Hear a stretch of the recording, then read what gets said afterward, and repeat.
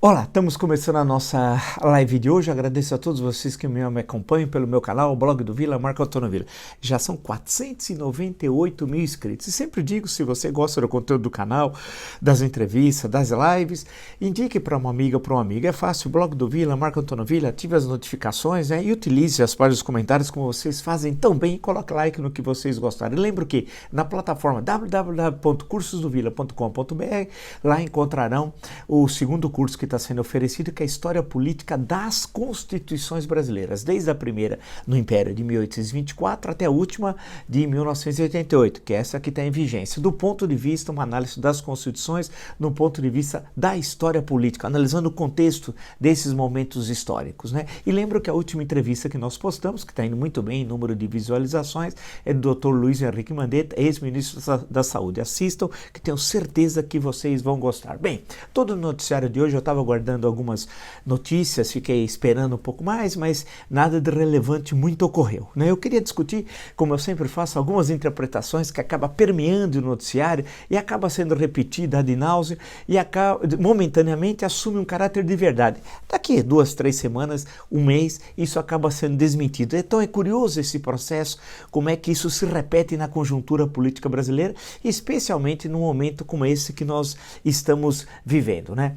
A questão, por exemplo, que se fala muito é da questão econômica, que o Bolsonaro estaria agora fazendo uma espécie de Lula número 2, estaria ocupando, como Lula fez na primeira década desse século, via Bolsa Família, ele através do auxílio emergencial estaria ocupando um espaço político que antes era do PT, e isso vai se refletir num grande apoio político aos seus candidatos na eleição municipal desse ano e na eleição de 2022. Então se constrói grandes cenários, na verdade é um castelo de cartas, não se sustenta nada disso, né?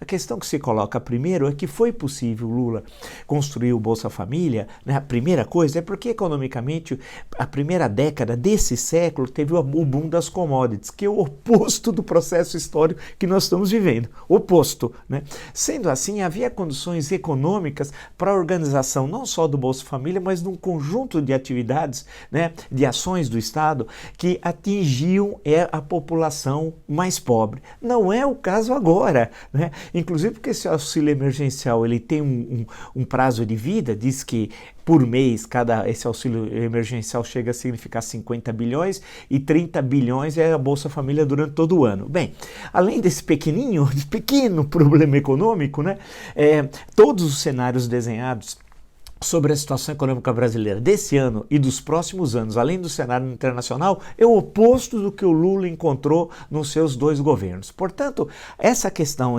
por exemplo, já tem uma primeira dificuldade, né, para se sustentar como uma espécie de verdade, né, de que o Bolsonaro vai ocupar esses espaços, tal, que é a questão econômica, que é o óbvio, o lulante. Não dá para fazer isso na situação econômica pavorosa, na pior crise da história do Brasil republicano que nós estamos vivendo. Segundo, a questão de partido, de estrutura política. O PT, ao construir o Bolsa Família e todas as ações correlatas, tinha uma estrutura partidária. O PT tinha nascido em 1980, chegou ao poder em 2003, portanto, tinha já 23 anos de vida, né? E uma organização, uma experiência, uma inserção em todos os estados da federação, em grande parte dos municípios brasileiros, o oposto do que tem o Bolsonaro, que sequer partido tem. E o partido que ele estava tentando organizar, a Aliança pelo Brasil, tinha obtido das assinaturas necessárias apenas 3%. Então, devagar com essas análises muito primárias, né, de que ele vai obter tão grande apoio político. Já falei da questão econômica, agora falando da questão partidária, né, que é óbvio, de onde estão tirando isso?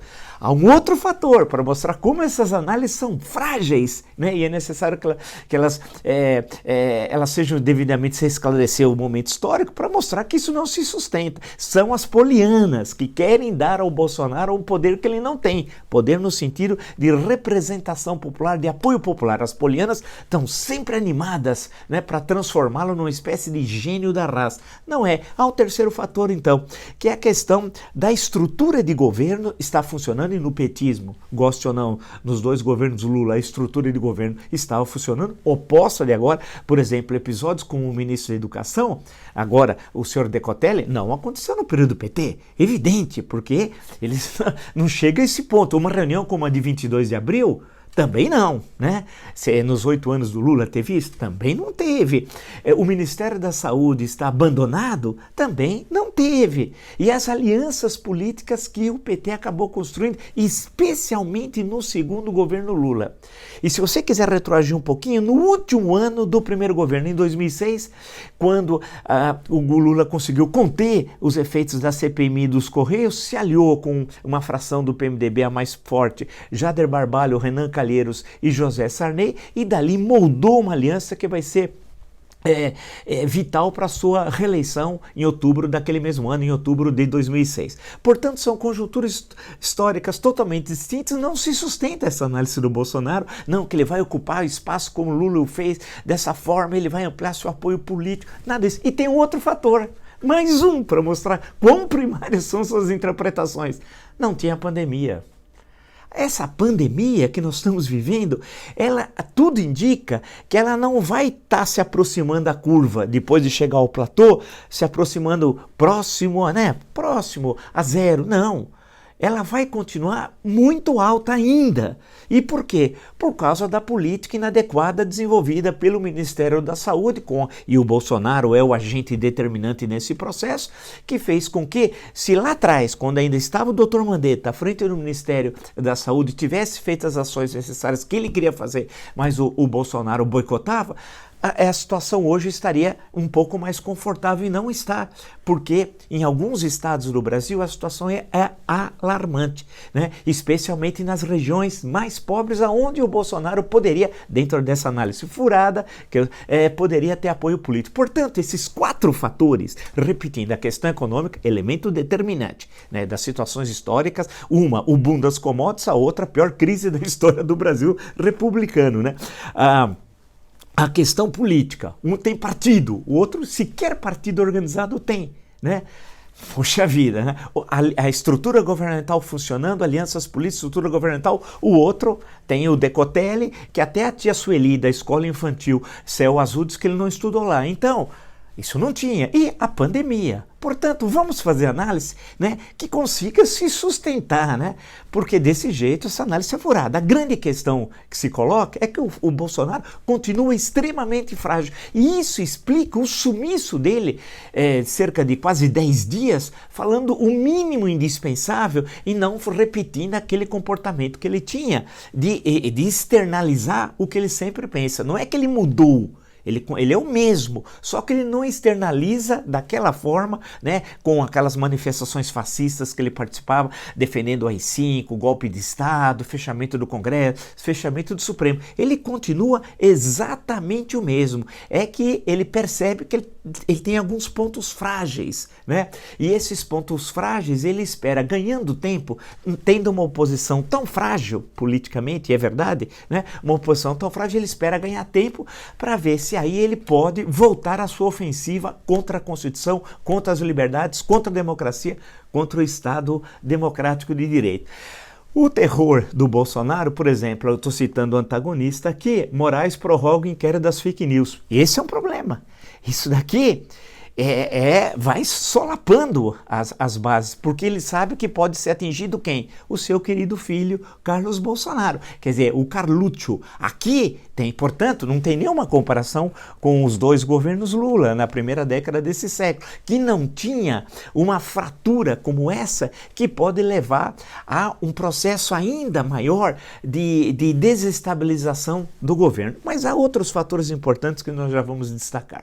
Ainda no campo econômico, só as notícias de hoje, hein? Eu fui lá, peguei, parará, aí vamos ver, saída de dólares, olha aqui, Estadão, saída de dólares supera a entrada em 12 bilhões e 600 milhões de dólares em 2020, até junho, até metade do ano, né? Até a metade do ano, portanto pode chegaram a um volume fabuloso em dezembro, e a tendência é que isso cresça e cresça rapidamente. Portanto, veja a diferença, né? O fluxo cambial do ano até 26 de junho ficou negativo em 12 bilhões 577 milhões de dólares, informou hoje o Banco Central. Em igual período do ano passado, o resultado era negativo em 5 bilhões 121 milhões de dólares, ou seja, aumentou mais de 100%, né? Só no primeiro semestre. E a tendência é aumentar. Esse rombo, não se assuste, né, que está em 12,5 em junho, se não estiver próximo a 35 bilhões de dólares no final deste ano. Só para ver como que a situação ela é complexa. O próprio jornal O Estado de São Paulo hoje mostrou que nós temos hoje 85 milhões e 900 mil brasileiros trabalhando com registro em carteira. E 87 mais, portanto, 87 milhões e 700 mil trabalhadores sem empregos. Então, pela primeira vez, você tem um número maior de sem empregos do que aqueles que estão trabalhando. 87,7 sem e 85,9 com. aí que está o fulcro da questão. O primeiro trimestre, 2 milhões perderam emprego com carteira assinada. 2 milhões perderam emprego com carteira assinada. Então, aqui que está o cerne da questão, que é a questão econômica. Parece que nós não queremos olhar para a mais grave crise da história do Brasil republicano, e ficam aquelas análises das alunas ou dos alunos, como eu brinco, do Dr. Pangloss, dizer que ele está ganhando apoio ao Bolsonaro, que agora vai ser uma espécie de Lula na primeira década desse século, né, nos dois governos, e eu estou mostrando, os dados mostram que a situação econômica ela é radicalmente distinta, né? Nós temos de um lado o PIB, que a maior queda da história deve ser menos 9,1, de acordo com o FMI, menos 9,1, vai ser um caos, a quebradeira geral. Aguardem enquanto setembro chegar, aí eu quero ver se essas análises se sustentam. Daqui 2 meses só, nós estamos hoje no 1º de julho, só daqui 2 meses. De outro lado, você vai ter essa taxa, o desemprego não para de crescer, e os dados que eu citei são extremamente alarmantes e preocupantes, né? Aí você vai ter uma diminuição da massa salarial terrível, e vai cair o consumo, é evidente, se diminuir a massa salarial, vai haver uma pior ainda maior na distribuição de renda, e a pior em todos os indicadores econômicos e sociais. Alguém vai dizer assim, mas o mercado, a bolsa, isso não representa nada. Daqui a pouco ela cai na real, porque ela está descolada do real, mas o descolamento não pode chegar a um ponto que não se sustenta aqueles preços, grande parte deles fictícios, em relação à economia real, né? Aguardem daqui a um pouquinho. Portanto, esse cenário é que importa, uma situação extremamente preocupante. E aí, para voltarmos, saímos da economia, para voltarmos ao Bolsonaro e a agenda política, então, o Celso de Mello envia para o plenário do Supremo Tribunal Federal processo sobre o foro de Flávio Bolsonaro. O que vai acontecer na reunião do plenário, que só vai ocorrer em agosto, com isso ele ganha tempo de um mês. Isso que vai fazer o quê? Eles continuam coagindo testemunhas, destruindo provas e obstruindo a justiça. Mas que vai fazer? Tem a paralisação, as férias forenses, né? Está ganhando tempo. Mas ele sabe que em agosto o plenário vai derrubar a decisão do TJ, o Tribunal de Justiça do Rio de Janeiro, e vai mandar para o juiz Flávio Itabaiana. E o Flávio vai continuar sendo investigado. Veja que o medo que eles têm dessa investigação. Eles têm medo de quê? É o Morcrim. O Jair é chefe, Flávio é instrumento, ligado a Queiroz, a Adriano, que já foi para o inferno, né? E a todo aquele escritório do crime, que inclusive ontem teve ação da polícia lá do Rio de Janeiro. Eles cobram 1,5 milhão, até 1,5 milhão para cada homicídio. São esses que são os amigos do Bolsonaro, né? E o mundo inteiro sabe que o presidente da República Brasileira é aliado do escritório do crime, que o Palácio do Planalto é uma espécie de puxadinho do Rio das Pedras e de Muzema. É assim que o mundo hoje vê o Brasil, né? Então, isso aqui o deixa preocupado. O deixa preocupado também, e não essas hipóteses fantasiosas, que ele amplia apoio político, isso que eu falei no início. G1. Carlos Bolsonaro perde foro especial em investigação sobre funcionários fantasmas no Rio. Linha fina. Decisão do STF, elevações contra parlamentares municipais do Rio à primeira instância. É isso. Lá também tinha o Morcrim. Funcionários fantasmas. Então, tinha fantasma quando o Bolsonaro era deputado federal, fantasma no Flávio quando era deputado estadual, no gabinete, entende? E fantasma no Carlos Bolsonaro, vereador. Então veja como eles se locupletam, desviam dinheiro público. Há anos, o caso do Bolsonaro, há décadas. Com isso ele está preocupado. Isso aqui ele está preocupado. Porque ele só que ele sabe, agora com as férias forenses ele ganha um mês. Mas tem um ponto aí que não dá para ele ganhar um mês. Qual é? Fabrício Queiroz. É aí que está o cerne da questão, né? Fabrício Queiroz é o fantasma que ronda Bolsonaro. Porque ele sabe, se Fabrício Queiroz, ele cai. E cai e termina lá no limite em Bangu 8. Sai do Palácio do Planalto para Bangu 8. E por quê? É bom lembrar que a Márcia está foragida há quase 15 dias. Né? A Márcia, esposa, a segunda esposa de Queiroz. E ela foi aquela foto que está, a foto famosa já, a Márcia, a mãe do Adriano, né, naquela mesa tomando cerveja, e o Cata Preta, lá o outro advogado que está junto com ela. Que é muito estranho, quando você vê aquele advogado, eu estava examinando, vendo, falando, mas que advogado é esse? Não é o Cata Preta. Cata Preta eu vou falar dele daqui a pouco, é o Boto Maia, né? Que é a foto que eu estou até com ela aqui, no caso estou citando a foto, agora ela está aqui no site de Veja, né? A Márcia está desaparecida. O Queiroz, aí sim, o Cata Preta, de acordo com a Folha de São Paulo, Mônica Bergamo, o advogado Paulo Cata Preta questionou Queiroz sobre a informação de que ele estaria negociando um acordo de delação premiada com os investigadores do escândalo da rachadinha. Teria dito, de acordo com Cata Preta, 2 pontos. Doutor, eu não quero delatar e não tenho que delatar, respondeu o assessor de Flávio Bolsonaro, segundo o defensor. Bem, eu não sei se ele disse isso ou não, só estavam os dois, ninguém sabe. Mas aqui é o fio desencapado, Queiroz. E o Queiroz já disse, é bom lembrar que ele teria tido uma segunda operação, fez uma na passagem do ano e outra em abril. Não sei qual é a situação de saúde dele, agora ele distante do tratamento, como é que vai ser, realmente eu não sei. Mas ele já tinha anunciado que temia muito a prisão da esposa, Márcia, que está foragida, com auxílio certamente do escritório do crime, porque como é que ela vai se esconder? Né? Pode ser que a mãe do Adriano tenha auxiliado. O Adriano morreu, aquele da Bahia, o ex-capitão da Polícia Militar lá do Rio de Janeiro.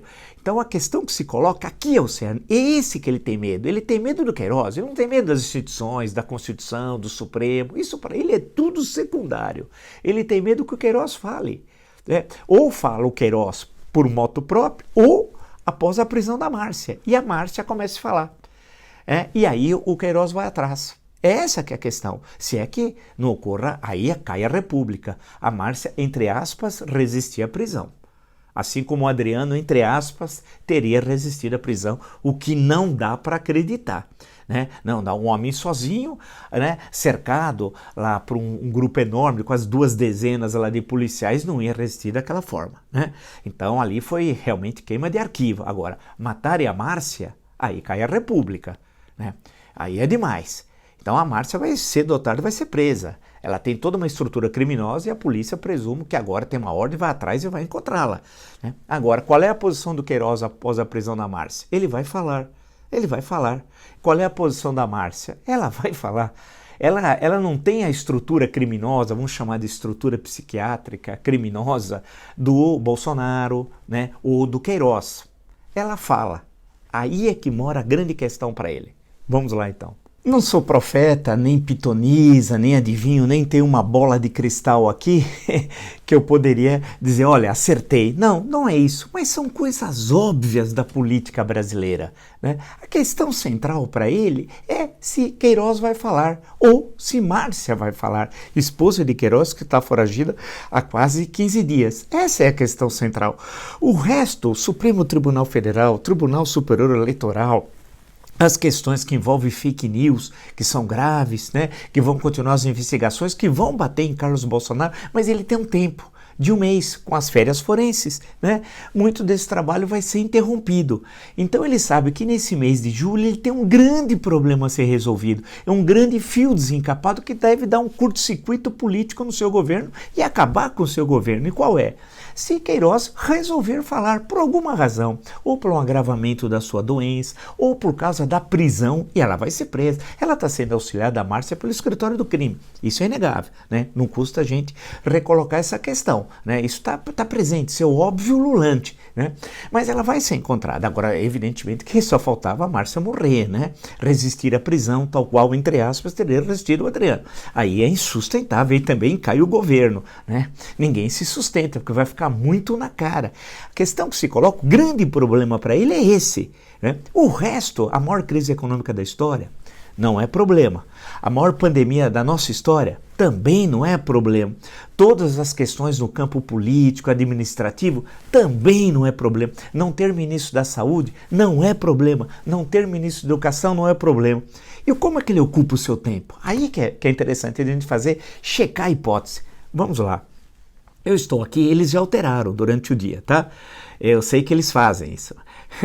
Eu vou contar depois, tem aquela história que o Fernando Haddad fez isso também, né? De alterar a agenda para tentar me enganar, né? E foi depois processado pelo Ministério Público aqui de São Paulo, o Jaiminho. Grande Jaiminho, onde está Jaiminho? Bem, dia 1, quarta-feira. Primeiro compromisso das 9h, 9h30 com Ricardo Salles. Aí ele interrompe 1 hora sem ter nenhuma atividade. Sem nenhuma atividade. Então ele trabalhou meia hora. Aí das 10h30 às 11h, ele recebe o ministro-chefe da Secretaria de Governo e o ministro da Secretaria de Esportes, etc. tal, durante meia hora. E depois, mais meia hora, ele recebe o deputado Vitor Hugo e depois, mais meia hora, recebe o Vitor Hugo e mais o Osmar Trevas. Vamos chamar de Osmar Trevas, grande Osmar Trevas, né? Aquele que disse que o ápice da epidemia seria dia 8 de abril, né, Trevas? É inesquecível, tu és incrível, né?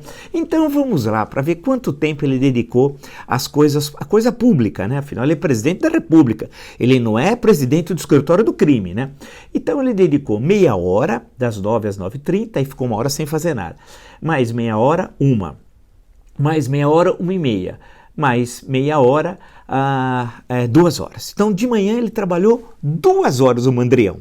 Aí, precisa descansar, né? Ninguém é de ferro. 2 horas para o almoço no Mandrião.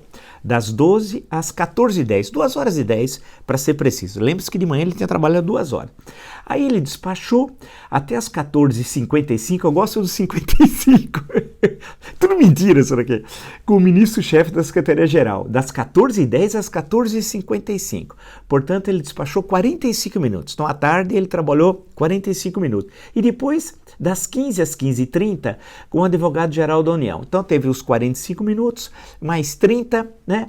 Ele trabalhou, vamos arredondar aí, falar que ele trabalhou 2 horas. Não trabalhou, né? Mas vai trabalhar 1h30, vai. Cerca de 1h30, né? E de 1h30 a 2. Então, de manhã, ele tinha trabalhado 2 horas e à tarde, entre 1h30 a 2 horas. Ele se esgotou. 4 horas de trabalho. Na maior crise da história do Brasil republicano, está aqui, documento oficial. Isso aqui, se for alterado outra vez, é crime, né? Ele trabalha na maior crise sanitária da história do Brasil republicano. Ele trabalhou 4 horas. Nenhum dos assuntos foi de educação. Sem ministro, e nenhum dos assuntos foi de saúde. E nenhum dos assuntos foi de economia, né?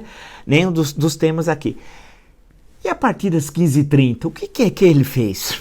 O que ele fez? Foi tratar do Orcrim. Tenho certeza. 14, tá aqui, 15h30, tá aqui. Foi tratar do Orcrim, do qual ele é chefe. Certamente. Tentar ligar pro Anjo, agora não, através de terceiros, o Anjo ou a CEF, né?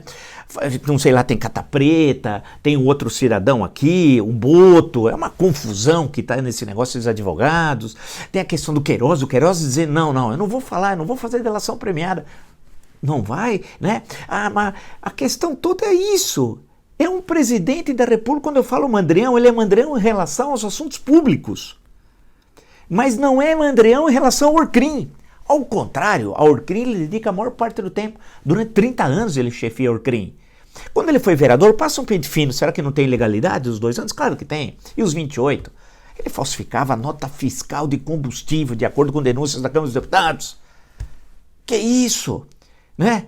E todos os funcionários fantasmas, de todos os gabinetes, dos filhos dele, idem, né? Estão todos aí. Pô, a mulher do Adriano, temos de insistir, não é possível que isso não cause assombro, indignação das pessoas. A mulher do Adriano foi funcionária fantasma do Flávio durante uma década, a mãe do Adriano, idem. Funcionário fantasma. Ou seja, a ligação é carnal, para usar uma expressão do Guido de Tella, ministro das Relações Exteriores, do Carlos Mendes, sobre a relação Argentina e Estados Unidos naquela época. A relação carnal de Bolsonaro com Adriano, como o escritório do crime. Quer mais evidências do que isso? Então ele não está preocupado com a questão lá da fake news. Dá para ganhar, ele tem o mês de julho, dá tempo de empurrar, né? Não está preocupado com as manifestações do golpista, do qual ele está sendo investigado, ou com a questão do Sérgio Moro. Isso dá tempo. Ele vai empurrando, né?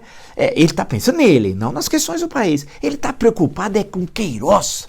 Queiroz é o homem-chave, não sei como ninguém entendeu. Como ninguém foi procurar Queiroz, que estava em Atibaia. Olha, depois em Guarujá, Rio de Janeiro, Saquarema. Ele andou o Queiroz todo esse tempo e ninguém viu. Quem quer fazer oposição? Tem tanta gente, dinheiro. Não poderia ter perguntado para alguém aí, pô, será que o cara não pode estar em tal lugar? Ninguém viu. Né? E a imprensa muitas vezes divulgando, lembra daquele áudio do site de Veja que eu tinha dito para vocês? Então essa é a questão central.